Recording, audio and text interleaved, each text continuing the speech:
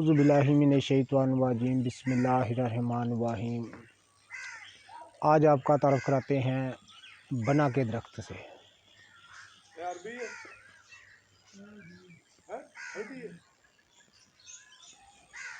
ये आपको हम दिखा रहे हैं बने का दरख्त।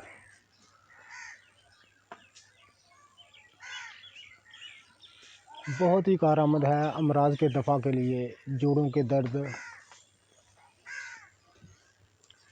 तमाम कमज़ोरियों के लिए।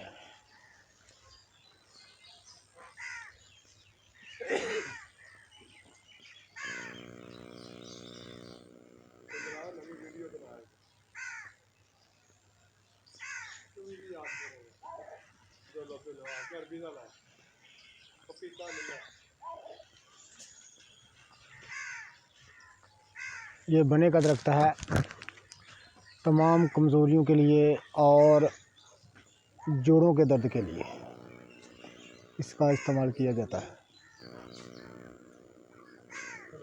अच्छी तरह से पहचान कर लीजिएगा, ये बने का दरख्त है।